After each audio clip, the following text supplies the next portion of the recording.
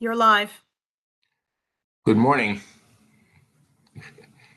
I'm sorry you can't see me. I'm not sure what I can see myself, and I can see everybody else, but I can't, I'm not sure what the problem is. Good morning. I'm calling the meeting of the Board's Committee on Academic and Student Affairs to order. The first item is the approval of the minutes of the prior meeting. Is there a motion to approve the minutes of the prior meeting? I'll move approval. Regent Bloom, we have to establish a quorum before we take any action items. Oh, I thought we had a quorum. We don't have a quorum yet? Well, we have to call roll and establish an Oh, official. yeah, I'm sorry. Okay, yes, I always forget about calling the roll. My apologies. Kayla will do that. May I ask the Assistant Secretary to call the roll, please? Yes, thank you, Regent Bloom. Regent Bloom, are you here? I'm here. Regent Howry? Regent James? Here. Regent McCarthy? Regent Porth? Here. Regent Sasanka? Here. We have a quorum. Thank you. My apologies for, I need to make sure we do the formality. The next item is the approval of the minutes. Let's try again. Is there a motion to approve the minutes? So moved. I'll second that. Okay. Any discussion? All in favor? Aye. Aye. Opposed? Minutes are approved. Second item, the consent items. We would usually take them as the two of them as a block, unless there is anybody who wishes to talk about either of them. So, do I have a motion to approve the two consent items with your discontinuations? I'll move it. I'll second that. Okay. Any further comment on the discontinuations? All in favor? Aye. Aye. Aye. Opposed? Motion is carried. Okay. We now come to the action items. The first action item is the modifications, the counselor education program. Provost Kathuria. Thank you, Regent Bloom. For the action items, Western Connecticut State University seeks approval for the modification of a program, Counselor Education, School Counseling, leading to a Master's of Science. This program was introduced at WCSU in 1974 and is accredited by the Council for Accreditation of Counseling and Related Education Programs. The accreditors' revised standards have led to the proposed modifications. Provost Alexander will speak to the proposal and introduce colleagues as needed to comment and answer questions. Please go ahead. Good morning. Yes, as Provost Kathuria has said, this modification is in response to a change in accreditation rules. And so we are aligning our program with the new requirements. I have with me Nicole Durank from Western Connecticut State University, who's the director of this program, but I will just say on her behalf, we did this work for the other side. We have a clinical program, and this is the school counselor program. We did the first part a year and a half ago. This is finishing up the second part. This is a thriving program at our university. We have good, solid enrollments, meeting the needs of the workforce in the region for these credentials. And we've also received a HRSA grant, which we hope to apply for yet another one to help support students in this program to get counselors in the places that they're needed throughout the state. Comments or questions? I do have a question, if I may. This program will be online, I gather? It is an online program. We have sometimes when they come to campus, but it is an online program at this time. And this hasn't, as the fact that it's online has not impacted the programs at the other two universities that have in the system that have the similar program? Not to my knowledge, but we have been online in both programs since mid-COVID and then applied for permanent approval, I guess, a year ago. But I don't know if it's had an impact on the others. I just know that we have maintained a similar enrollment to what we've had throughout. Provost Kathuria, do you have anything you want to add to that? No, actually, I do not. Okay. Any further comments then on the council education modification, item 3A1 on the agenda? Is there a motion to approve it? Approve the item. I'll approve it. I'll make that motion. Is there a second? Second. All in favor? Aye. Aye. Opposed? Abstentions? Motion is carried. Congratulations. Thank you so much. Next program is the education paraprofessional to early childhood certificate at Northeastern. Provost Kathuria. Yep. Thank you, Regent Bloom. Northwestern Connecticut Community College seeks approval for the modification of a program, Educational Paraprofessional, leading to a certificate. This modification, which includes a name change to Early Childhood Education, aligns the certificate with the Connecticut State Community College program, thus allowing students the option of completing at Northwestern or transitioning seamlessly to complete at CT State. Dean Whitaker will speak to the proposal and introduce colleagues as needed to comment and answer questions. Hi, my name is Tracy Smith McNewitz. I'm the program coordinator at Northwestern. Jay Whitaker is presenting at Manchester as we speak, so he is not here. But yes, the certificate is already approved by APRC for Connecticut State. And we saw this as a way to boost our enrollment into the early childhood education program. All the courses are embedded within the associate's degree, so there's no additional cost. And we do, all our courses are hybrid at this time. And we have 3 prospective students that may, if this is approved, may graduate with a certificate in May. Any comments, questions from the committee? Okay. Is there a motion to approve the program? I'll make that So motion. moved. I'll move it. Thank you. Is there a second?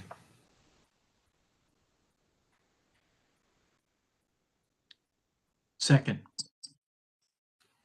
Okay. Any further discussion? All those in favor? Aye. Aye. Opposed? Abstentions? Program is carried. Motion is you. carried. Congratulations. Suspensions, next item, 3B. Yep. Speech and language pathology studies at Charter Oak. Yep. Thank you, Regent Bloom.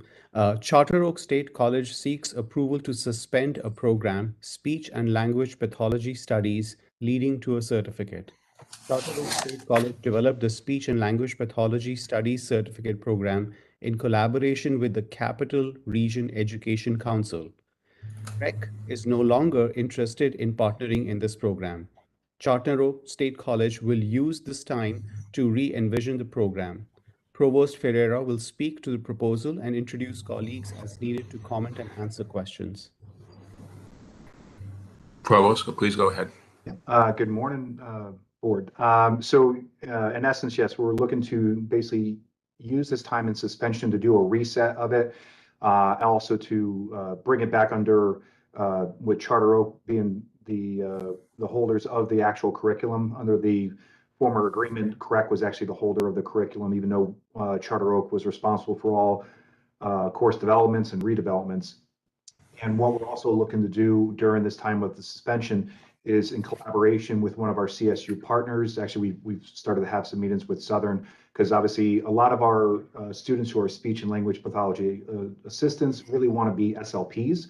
So we are in communication with Southern of how do we, with this reset, have this curriculum be a stackable credential with Southern's communications disorder bachelor's degree, and then ultimately into your SLP master's degree, and how do we utilize that to make sure that they meet the prerequisites for that master's degree program. So that's what we're hoping to do with the reset is, one, make this a charter oak curriculum, but then two, use it as a stackable pathway to Southern.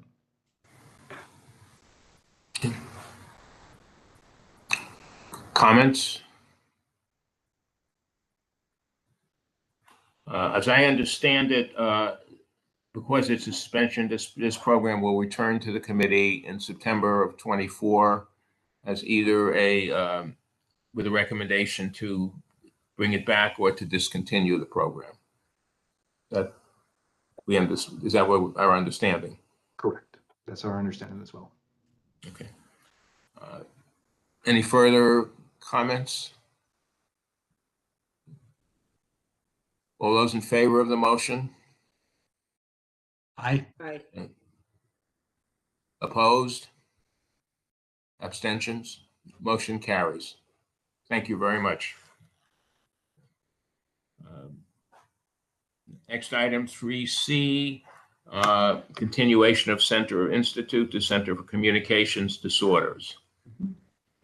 3C1 is Southern Connecticut State University seeks approval for the continuation of a center, namely the Center for Communication Disorders. The mission of the Center for Communication Disorders is to provide a variety of family-inclusive speech, language, and advocacy series for children and adults with communication disorders in the culturally and economically diverse communities of Greater New Haven and its surrounding counties. The center serves as required clinical training venue for undergraduate and graduate students. Provost Bresant will speak to the request and introduce colleagues as needed to comment and answer questions. Thank you, Chair Bloom and Provost Katoria. This is a very important center on our campus, and we are indeed seeking continuance through the end of September 2029. This center serves both our undergraduate and graduate students. It serves the community in a very meaningful way, and notably, it always operates in the black. We have with us today to present more details the Dean of our College of Health and Human Services, Dean Sandy Bulmer, and the Director of our Center, Sujini Ramachandra. Hello. Please go ahead. Thank you so much for having us. It's so fun to come to a meeting and be able to talk about something that you're just beaming with pride about, and that would be our Center for Communication Disorders. You read in the report some of the history of the center. The center was developed as a teaching clinic, and it has been tremendously successful as a resource to the community while allowing us to grow our speech language pathology master's program. All of us in the CSUs are focused right now on workforce development, and this is an area with considerable workforce shortages. And we're working hard right now to not only grow our speech language pathology graduate program to better serve the state of Connecticut, but also to diversify the workforce and an area that's woefully needed. Our clinic is a unique model. Our students work in the clinic and serve the community at the same time. And what I really want to do is just turn things over to Sujini Ramachandar, who has been with us at Southern for quite a while. She was a faculty member, and then when our long-term clinic director retired, Kevin McNamara, Sujini moved over into that director position. She previously ran a clinic in Syracuse for a couple decades before she went and got her doctorate at Pittsburgh. So she is uniquely qualified to be doing this work, and I'm really proud to just introduce her and have her make some brief remarks and then answer your questions that you might have. Thank you. Thank you, Dean Bulmer. Just to add to what Provost Bresant and Dean Bulmer stated, we are a robust clinic. We see about 150 clients in a week. We see clients across socioeconomic status, culturally diverse, linguistically diverse clients. and across age groups. And not only do we fill that need in our community, we also help our students get these opportunities and fulfill their program requirements. In the last year, we've been in the community, extending the experiences of our students in the real world situations. So we've had a lot of community collaborations as well. During, in a semester, we have about 50 to 60 students actually going through our clinic in our campus. I would be remiss if I don't bring up the pandemic. We did pivot seamlessly to online telepractice and continued our services without any break for our clients. And for the students' education, we were able to fulfill all their requirements and have them graduate on time. So we're looking forward to our new space. Now we are in a brand new clinic, and we look forward to being fully in person spring of 2023. Thank you. I have one minor editorial change to the resolution that's on the table before we move it, and that is to change September 31st, 2029 to September 30th, 2029. I'm not sure what happens if it's continued to a date that doesn't exist on the calendar. It may challenge science fiction writers to it. So I assume that there would be no objection to that amendment. Regent James, you had a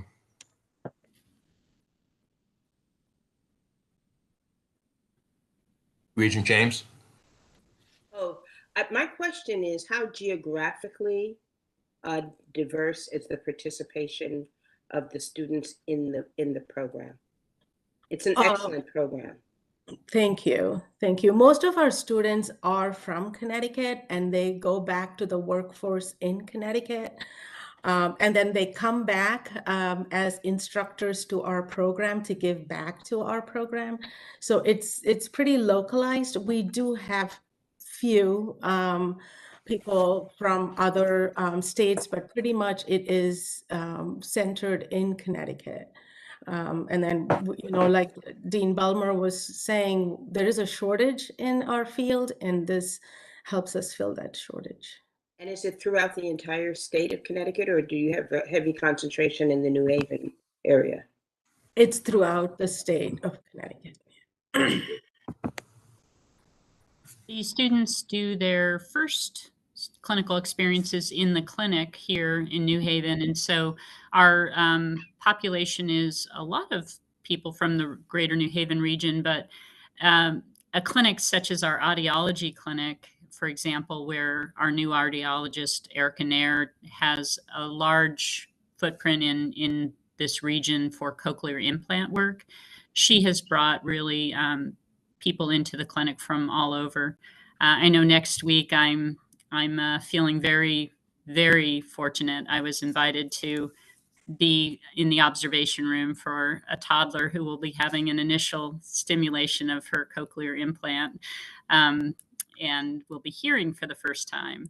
And that's the kind of magic that happens in this clinic. It's pretty special. So. And is there an opportunity or discussion of expanding that clinical experience to other geographic areas within the state? We do have clientele from, and I think that's what you're referring to, from all over the state come to our clinic. And I think what Dr. Dean Belmer was saying is a lot of our clients are also from the greater New Haven area, hence the diversity and the linguistic diversity for us. But we are open for anyone to come in now that we have this telepractice portal also available, and our oversight agency has authorized that. We have access to a wider number of clients, even from underserved areas if they have access issues. And the first year is in the clinic, but the students then go out into the field. and we have clinical placements all over the state. We couldn't exist actually without reaching up into Hartford area, across Fairfield and Westchester. So there's clinical placements externally everywhere. It's one of our big challenges, actually. Regent Porth, you had a question? I just wanted to say thank you for your report, and that the work you're all doing is very impressive. Thank you. Comments, further comments, questions? Is there we may have a motion on the table to continue the Center for Communications Disorders until September 30th of 29. Is there a motion? So moved. And second. Second. Any further comment? All those in favor? Aye. Aye. Opposed? Abstentions? Motion is carried. Thank you very much. Thank you, everyone. Thank you. Next item is the item 3C2, continuation name change to Center for Sustainability Studies at Eastern Connecticut University. And that there's a minor change in the editorial change on the agenda. It's sustainability studies rather than sustainable studies. So, So Eastern Connecticut. Provost. Yes, thank you, Regent. Maria, thank you. Eastern Connecticut State University seeks approval for the continuation and the renaming of a center, namely the Center for Sustainable Energy Studies, with a name change to Center for Sustainable Studies. The mission of the renamed Center for Sustainability Studies is to engage in research and to provide curriculum that actively engages students with sustainability issues, including climate change and the disproportionate impact environmental crises have on marginalized communities and racial minority populations. Provost Salka will speak to the request and introduce colleagues as needed to comment and answer questions. Thank you, Provost Couturier, and good morning, Regents. As the Provost mentioned, we are seeking to change the name of this long-serving center and kind of refocus its mission. And what we're really trying to do is broaden the focus from sustainable energy, which made sense 22 years ago, to a broader look at sustainability in general. Energy will remain part of the mission, but it will also encompass other things. This is really an important center within our STEM fields because faculty who participate in the center conduct undergraduate research with our undergraduate students. And also, they're in the process of developing new curricula that will focus on sustainability and prepare students to go out and work in these fields after they graduate. The center has a very modest budget, and that budget is covered fully by an endowment that was created in 2000. So I will now ask Dr. Steve Nathan, who is the chair of our Environmental Earth Sciences Department, to briefly elaborate. Thank you, Provost Salka, and good morning, Regents. A pleasure to meet all of you and be with you this morning. The center has been in existence for nearly 20 years. And from its onset, we were leaders in this field regarding sustainable energy. But time has moved on, and the world is catching on to this, the issues of sustainability, climate change, global warming. But we need to ask you for this continuation so we can expand what we do to the broader concepts of sustainability, as Provost Salka had laid out, that now it isn't just about energy, it's really including social justice, equity, diversity, inclusiveness. This has a direct impact upon energy and how energy is being used. A quick example would be to say that folks who are less fortunate, say maybe in urban environments during heat waves, are not as well equipped to deal with those environments and requiring cooling, heating, whatever might be needed to better fit the environment. That directly impacts how energy is used. Increased energy use means greater impact upon the environment. And so we want to incorporate the social side with the energy side. And that's why we're asking for our center to be continued. If I can answer any questions, I'd be happy to. Motion to put this on the table for consideration. So moved. Is there a second? Second. And are there further questions or comments about the about this? I'm just very enthusiastically supportive of the broader context of sustainability. So I think this is really keeping us in the leading edge of this work. Thank you. Regent Porth? A quick question. Can you spend just a minute or two talking about the other types of sustainability activities that you'll expand to? I know your focus has been on energy. Could you talk for just a minute about the other types of sustainable initiatives you'll look into? Right. So with respect to social justice and equity, what I would like to envision is continue the connections I have with other faculty on the campus. I have connections with faculty in the departments of anthropology, sociology, political science, education. Just last Friday, I went into anthropology, I think it was 322, which is urban anthropology, to give a presentation to the students in that class who, statistically speaking, they have almost no connection to the sciences, but obviously to them, anthropology is a key issue. And my purpose is to work with those students and those faculty members in these departments to make them aware that there are connections between how we use energy, and energy is directly connected to the production or the use of fossil fuels and climate change, but how that energy is used with respect, say for that particular class, the urban environment.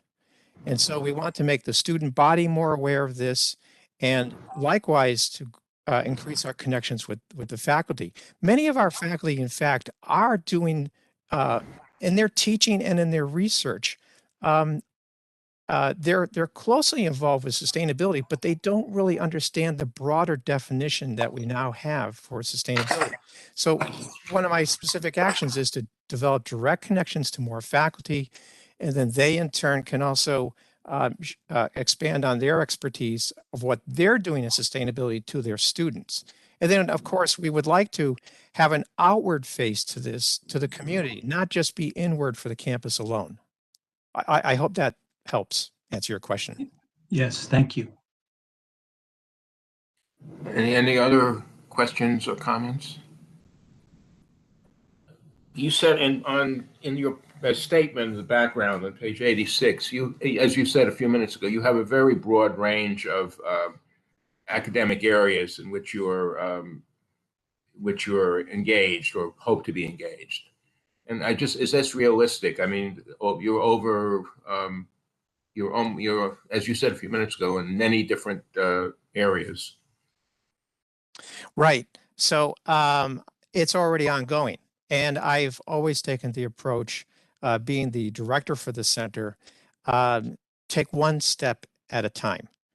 And I think it is realistic because we are making progress right now. I have close connections, I would say, with 4 departments, but we can grow from there. Ideally, I would like my colleagues in those departments to take the lead themselves and to contribute to the effort that I am making so it can grow exponentially in theory if one party, almost like the proverbial chain letter, if I get one person to pick up on it, maybe others will too. So we're taking a slow and steady approach to this. So that statement is, I guess, aspirational in the sense of that's the direction you're trying to move into. Yes, in part, but we're also trying to connect with the reality that sustainability, not just in sustainable energy, is catching on with the general public and even in government and in the world of business. Even Wall Street talks about ES&G, environment, social, and governance from the corporate point of view. Okay. Any other questions or comments? The motion's on the table. All in favor? Aye. Aye. Opposed? Abstentions? Motion is carried. So now we have the Institute for Sustainability. Yep. Provost Katoria. Thank you, Regent Bloom. Eastern Connecticut State University seeks approval for the continuation of an institute, namely the Institute for Sustainable Energy, with a name change to Institute for Sustainability. The mission of the renamed Institute for Sustainability is to serve as an objective resource and champion for the transition to sustainable practices in Connecticut. Provost Salka will speak to the request and introduce colleagues as needed to comment and answer questions. Thank you again. In one of his responses, Dr. Nathan referenced taking what the center is doing and having a more outward-facing piece to that. This institute is that outward-facing piece, and like the center, we are looking to modify the name and the mission of the institute, shifting away from a focus solely on energy again to a broader focus on sustainability. The transition to a new director provides an opportunity to reframe that mission and identify new funding sources. And so as you'll see from the budget, while the Institute's expenses will be funded out of Eastern's operating expenses this year, the Institute has a very long and strong history of generating grants and other revenues to be self-sufficient. And we certainly expect that this will continue in the future.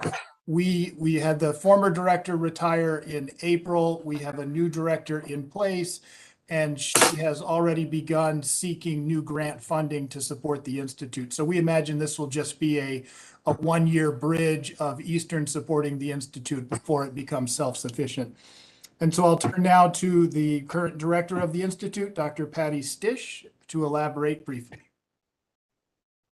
Good morning. Thank you for having me. To build on the introduction that Provost Salka just provided, this shift in focus will allow Eastern and the Institute to build on a 21-year history of evolution based on the needs of the community and the state. So we are seeking at this point to focus on this broad definition of sustainability that includes the planet, but also people and prosperity. So using the United Nations Sustainable Development Goals as a framework, we're able to focus and seek fundable projects that will impact our community, that will impact Eastern Connecticut, the state as a whole, and provide internships and job training in a diverse area of sustainability areas. So, for example, the Inflation Reduction Act was just passed, and the rollout will continue between now and the middle of February. That is anticipated to bring several tens of billions of dollars toward higher education's ability to address environmental injustices.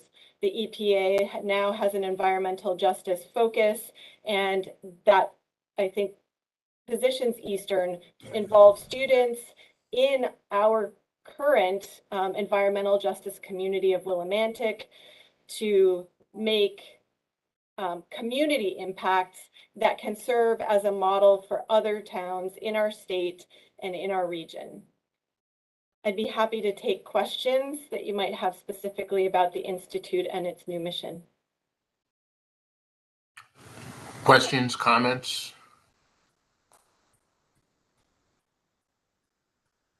From Any of the regions? I have a question, or I'm curious about a few things here.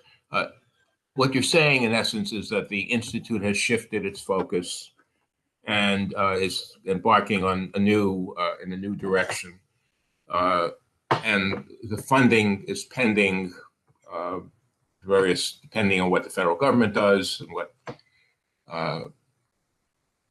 So one of the questions I have is, normally this is a 7-year renewal.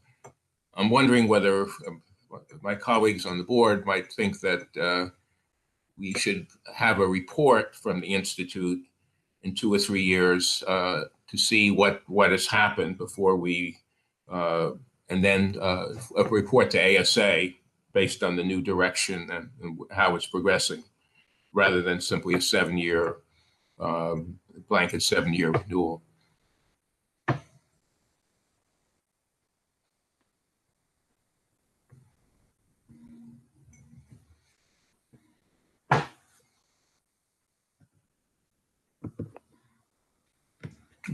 Regent James? I think I'd prefer to, because these programs take such a long time in terms of really assessing the impact and measuring and reporting out. Perhaps we could reframe that to a interim, reporter update. And I don't want to give the signal that somehow we're not fully committed to the program. Yeah. But I do absolutely agree that we should have sort of interim updates in terms of how well it is meeting or exceeding the expectations. I just wonder if there's a softer way to frame that. Yes, I think that's, I agree. I was not intending, I think it's a very good point. I was not intending to suggest that we weren't endorsed. I think that would be a very good modification. Regent Bloom, and I just want to, I agree with Regent James. This action today, I would say, should not be conditional in any way. But because this work is so closely connected to major changes nationwide in the way we think about energy supply and issues related to climate change, it'd be helpful to all of us, I think, to come together at some point in the future to talk and think together about how our system is contributing and part of that ongoing movement. So I'd be in favor of a report like that, but not to make this decision today conditional.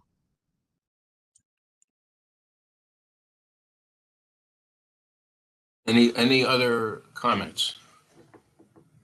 So may I suggest a addition to the resolution that would request that a report be presented to ASA on the regarding the Institute's progress, let's say in 2025.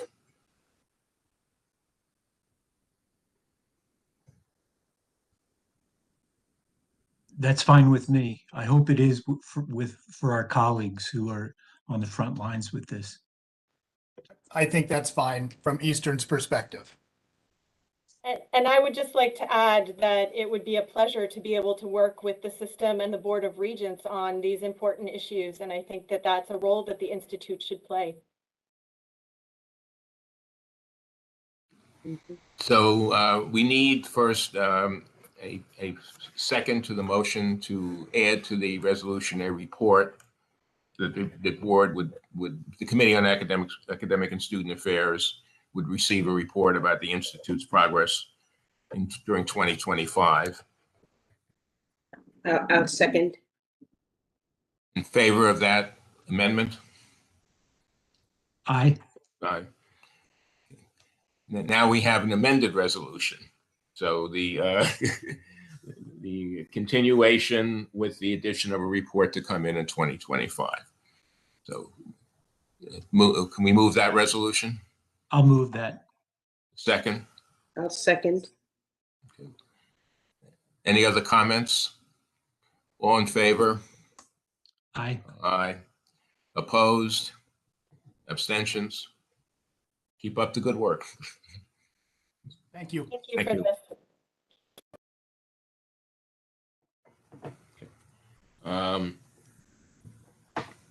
Informational items. I do want to add one comment. I've talked to the provost, Provost Katoria, and I have talked a bit about looking at further clarification of the distinctions between centers and institutes. Looking at the current policy, it's not altogether clear in some instances whether an entity should be a center or institute, and maybe looking at taking another look at the policy that would, and perhaps a recommendation to ASA from the provost about potential changes to clarify the distinctions between centers and institutes.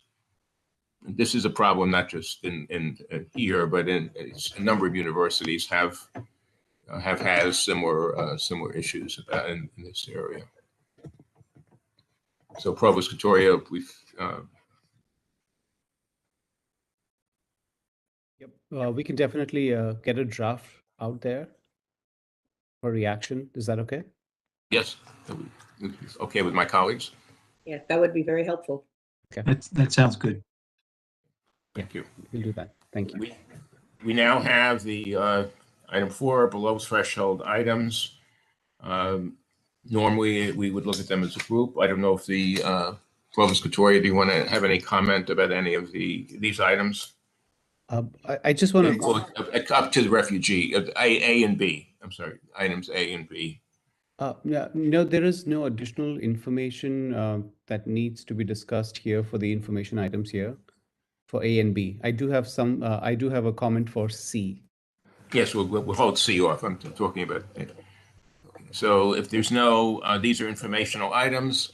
So if there's no comment, they will go forward as they're there, as laid out. Now the C, when we discussed the refugee policy initiative several months ago, there was a request that there be a report to ASA in the fall, and so we have now. This is Provost Katoria. This is now. Yeah.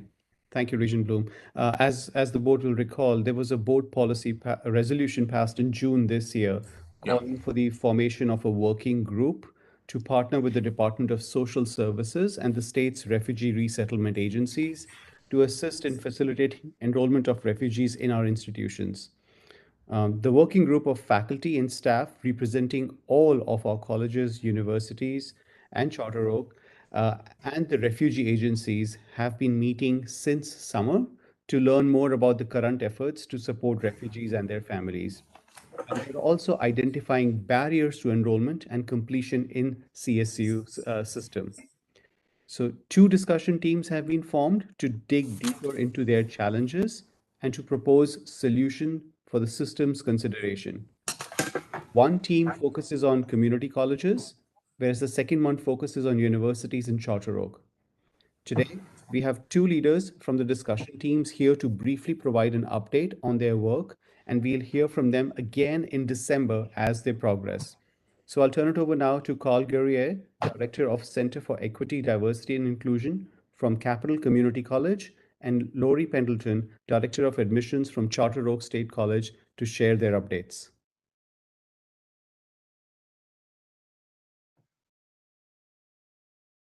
Good morning, and thank you for having me. I am the Director of Diversity, Equity, Inclusion at Capital Community College. That is a grant-funded position. Prior, I was Program Coordinator for Languages at the college and also past co-chair of the ESL Council for the community colleges. We, as a subgroup, met and decided to develop a survey, and we created a draft survey that was sent out to all participants. We got their feedback and then sent out a final survey and sent that out to the group members. We asked about 5 questions, and if I could, I'd like to share the survey.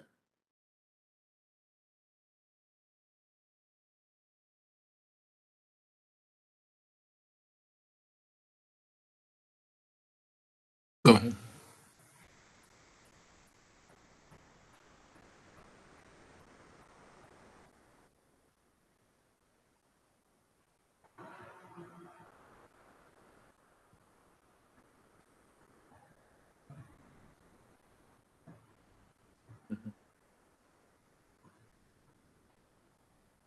If the technology is not cooperating, do you just want to discuss it?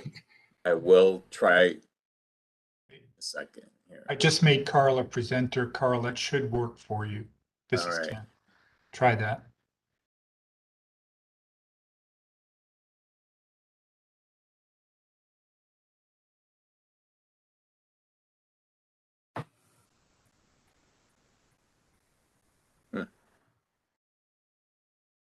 Okay.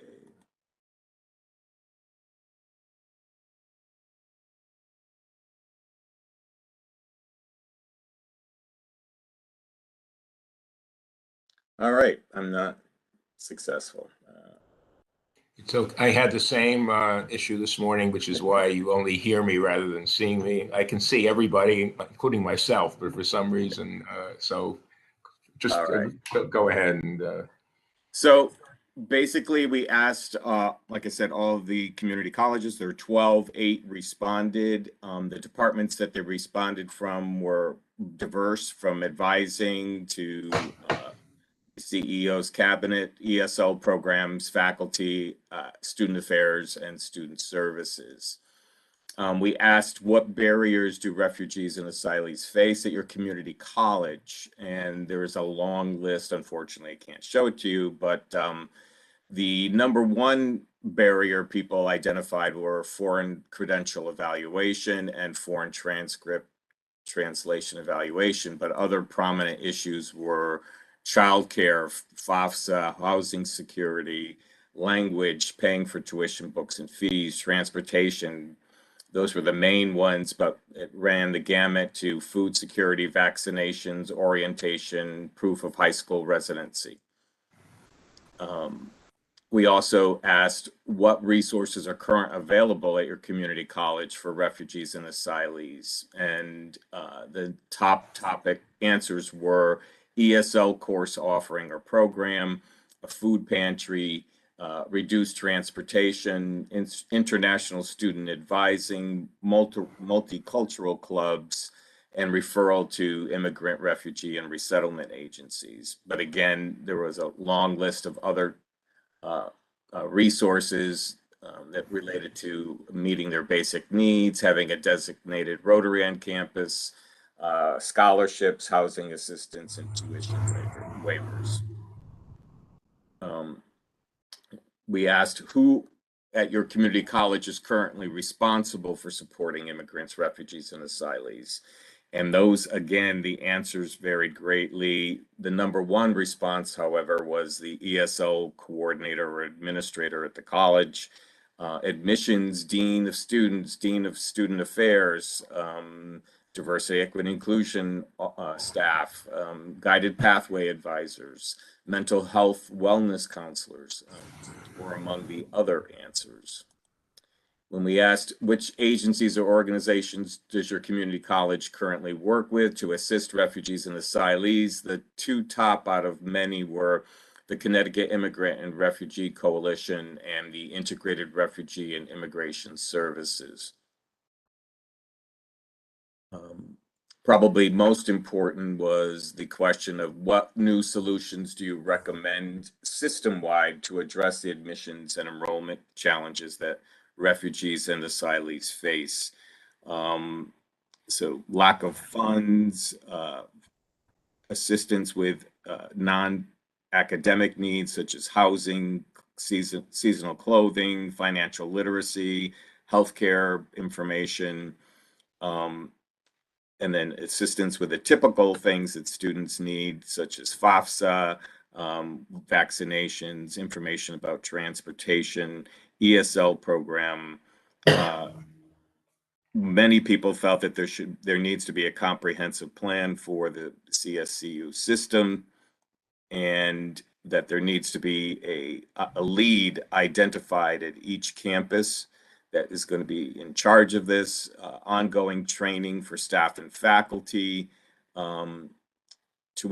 clarity on the tuition waivers, and let's see, the last one, issues related to overcoming language barriers, financial barriers, and basically the operations. And like I said, identifying a lead person at each campus who will take charge of this effort. So those were the results of our survey. And I'll entertain any questions.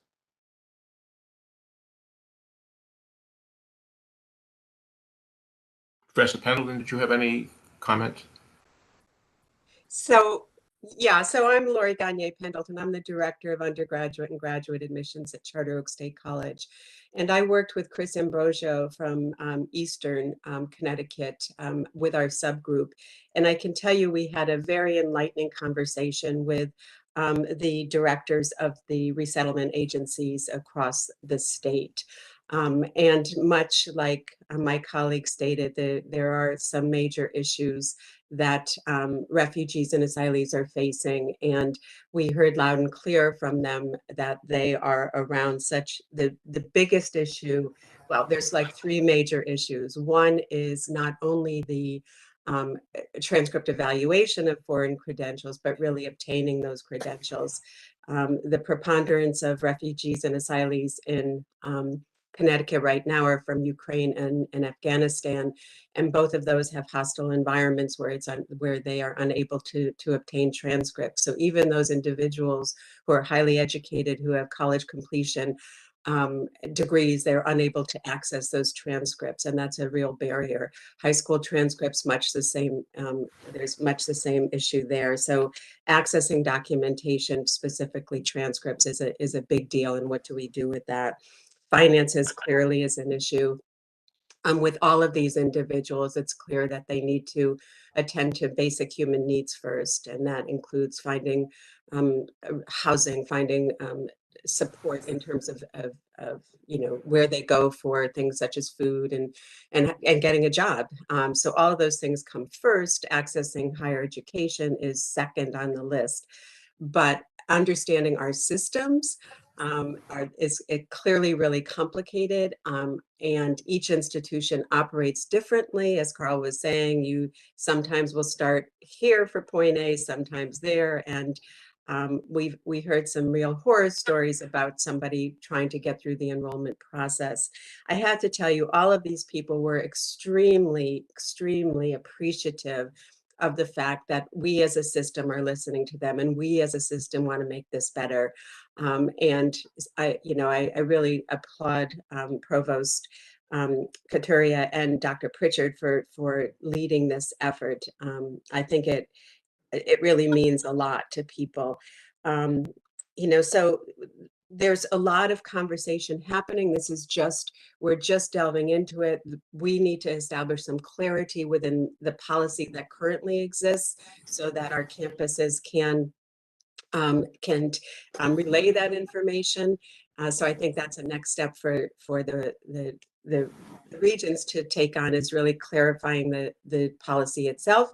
But I really look forward to continuing the conversation and presenting where we are with fixing things in the not near future, but definitely in the future. Thank you. Comments are, we appreciate it, but this is an interim report, so we have more. Regent James? I want to applaud your efforts, because I think navigating our systems and the complexity and multiple touch points are challenging for every individual, and even more so for refugees and asylees. So it is a long, complex effort to really fully address this, but I really applaud your intent and focus to do this work.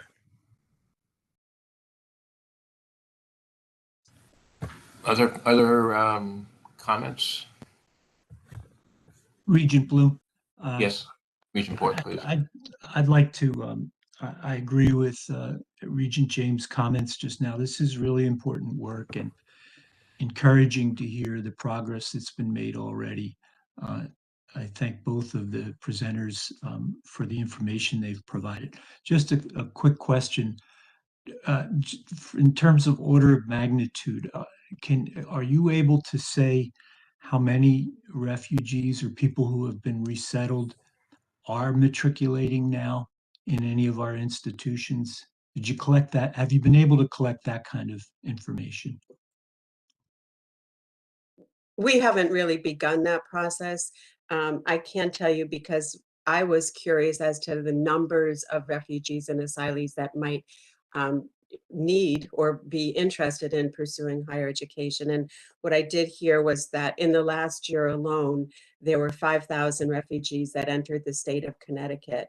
And depending upon which agency we were talking with, it could vary between 25 to 150 from the various agencies who were interested in accessing higher education. So I don't think we're there in terms of matriculation at all. I think we're just trying to figure out how to get people the access that they need.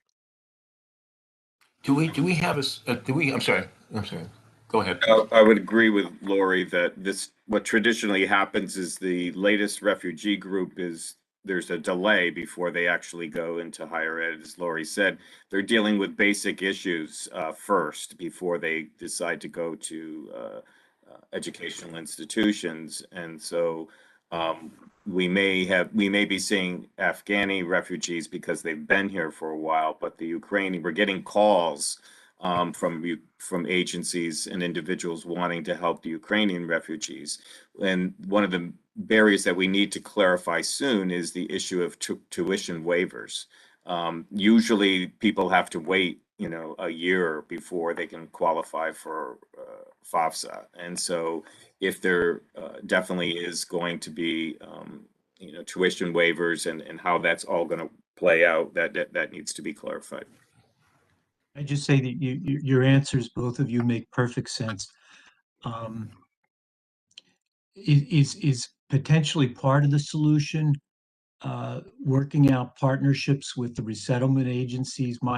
As far as I know, there's a manageable number of those, at least for the vast majority of people who come into our state.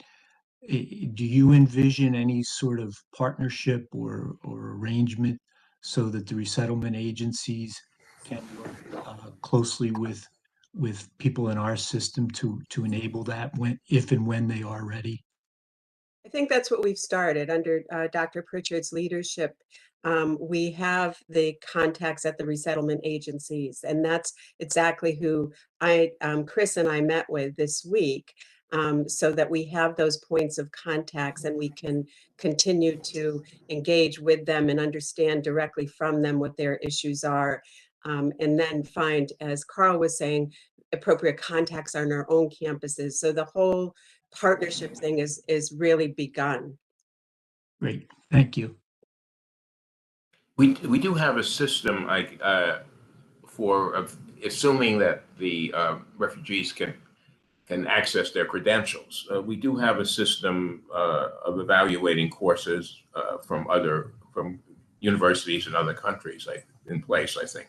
Do we not? No, we often refer individuals to agencies such as WES to have their degrees co-validated or start the process for having their degrees co-validated. At one meeting I attended previously, there was the idea, and I don't know where it stands, but to have Charter Oak University College, look and take on that role for evaluating transcripts. But individuals have to pay approximately $200 or more. First, they have to have their degrees translated, and then they can go to an agency and have them co-validate, and that costs about $200 or so.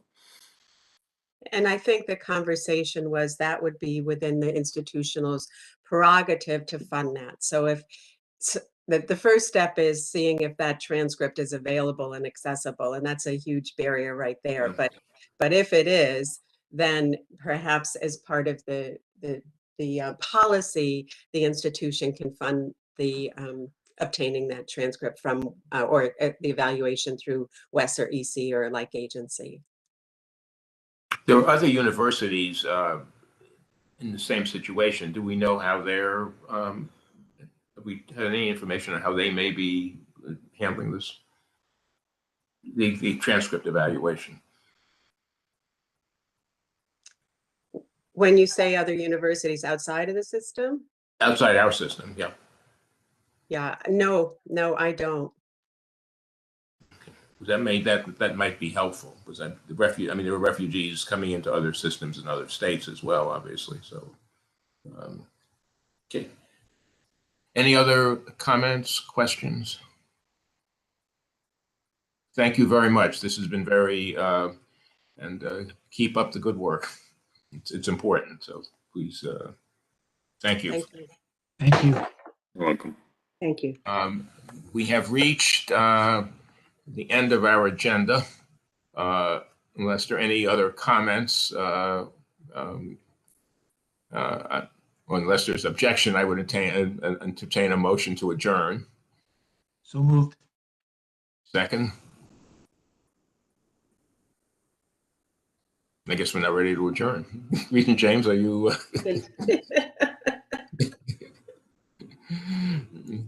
Are you second? Yes. Second. Okay, thank you.